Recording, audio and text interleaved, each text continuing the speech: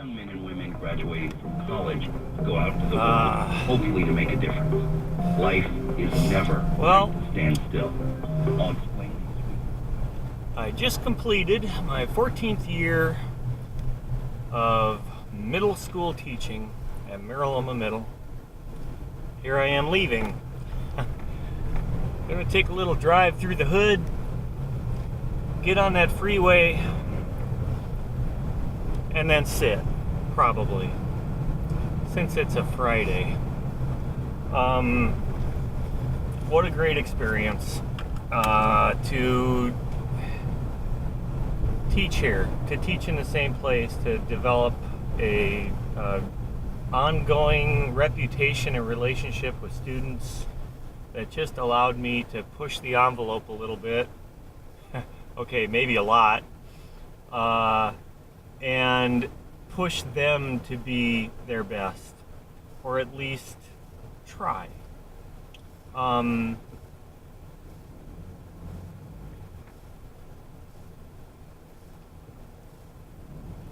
You don't reach every one of them.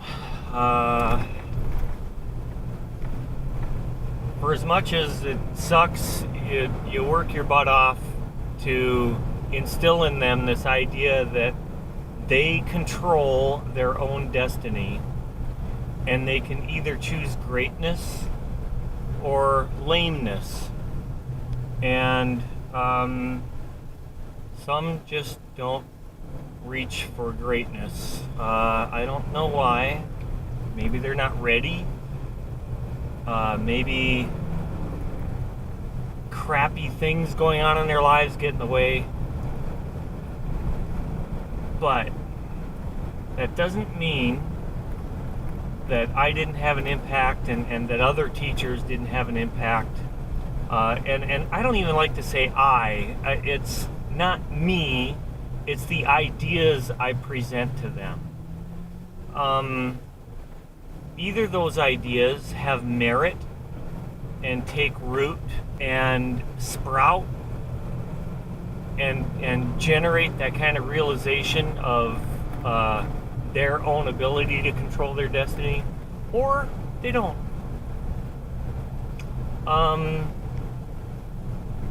So 14 years, such an awesome time.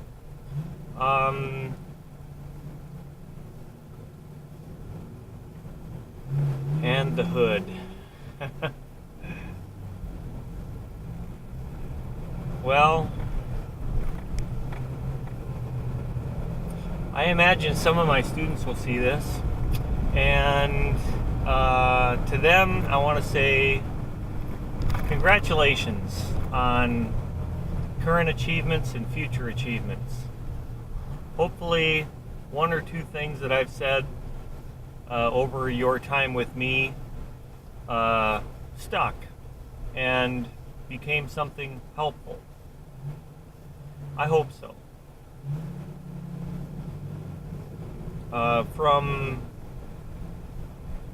the letters and the little notes and cards that I got from so many, I think the message got through for a lot of you. I'm still stuck though. I'm stuck on the ones that I didn't quite reach. I didn't quite get to. I see it as kind of a challenge. I want them to wake the hell up. And at the same time, I have to acknowledge that I am not in control of that. That is something they must choose to do. So, we'll take our successes and we'll hope for those that don't show those signs right now. And maybe we'll get there. Even with them. Maybe sometime down the line, something I said will stick out in their mind, and they'll realize, damn, Schumacher was right. Oh my. Well, what else do we have going on? Our staff. our staff. I have such high regard for so many people on our staff. I'm so appreciative of the leadership they've shown in some of the most difficult times, the professionalism they've shown in some of those same times,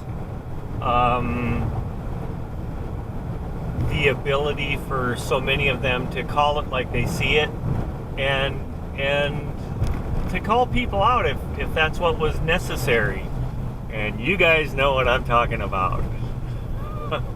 So it was absolutely a pleasure as we get on Limonite here. Such a pleasure to work with all those staff members over the 14 years. I am bothered, I guess, that what once was a robust exploratory program has kind of decayed into nothing.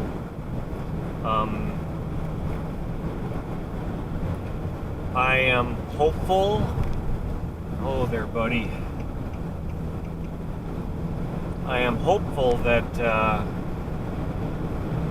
George Sanchez and Ernie Valenzuela will pick up the spirit of my old PSR class. I know it's not going to be the same. It can't be the same. You know, I made it mine, and they will make it theirs. And I hope that they can reach a few and have an impact and get someone to wake up and change. What more could you ask for, right? Limonite Avenue. Back behind me, about a mile and a half, Limonite is being widened. I was hoping I'd see the finished product. I didn't. Oh well. Commuting. Man, oh man. I am currently at 200,093 miles on my truck. I bought it new in August of 2005. Shortly before we found out Gracie was on the way. Had I known that, I wouldn't have bought the truck.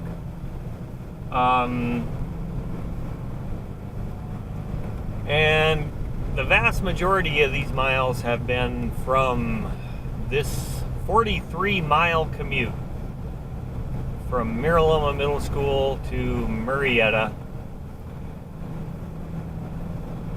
On top of that, I also rode motorcycle for a few years.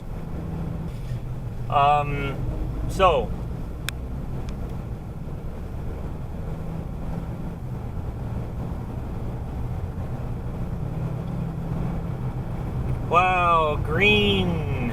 Green, green, green. Come on, let's go.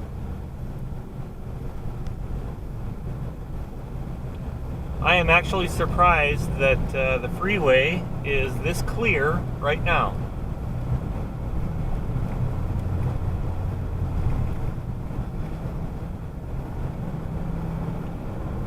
But the dreaded 91 freeway is coming up. Not that I have to get on it. It's that everyone else is getting off of it to head south on the 15, which creates quite the cluster, if you will.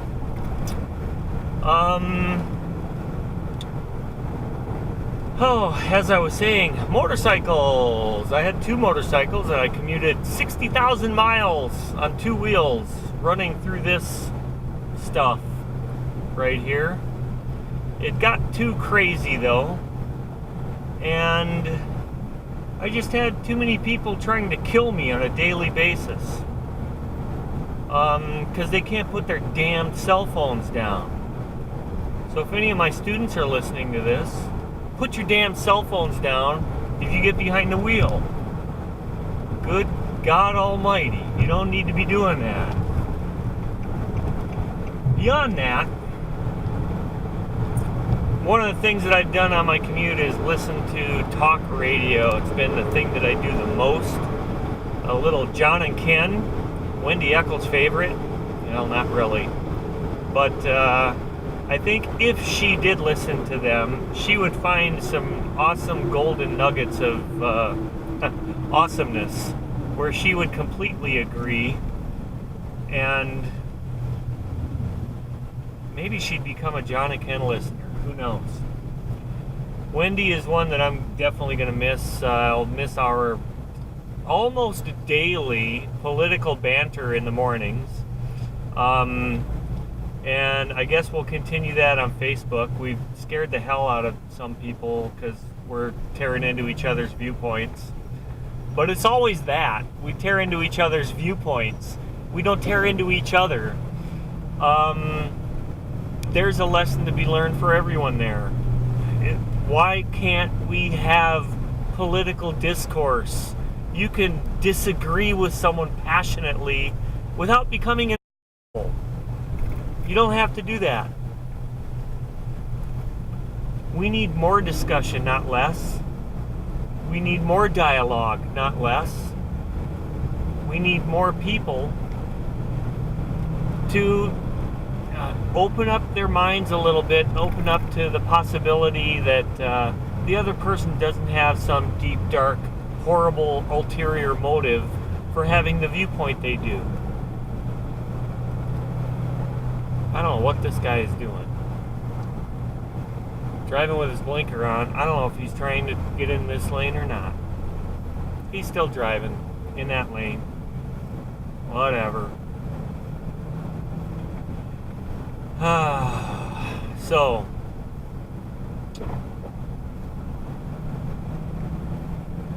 students, past students, just to jump around a little bit in my topical discussion here. It is so incredibly awesome to hear from past students, to hear about maybe a lesson or a saying or just something funny from my class that they remember. I had such an awesome experience actually at promotion with a few former students coming up to me.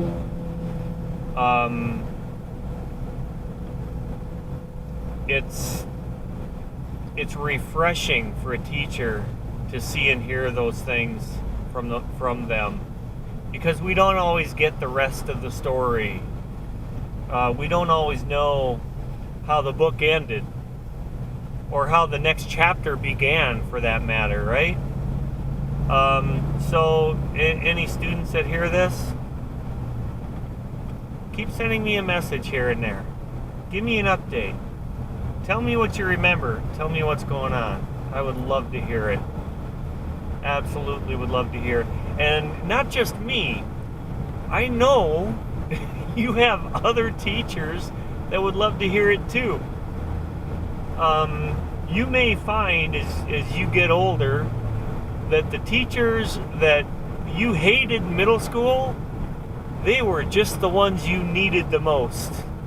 And that you did learn things from them even when you maybe didn't want to. So send them a message too. Tell them what you learned. Tell them what you remember. Let them know that they helped you in some way. I think that's probably the best gift you could ever give any teacher. Wow, I'm actually going 70. I can't believe it. I'm going 70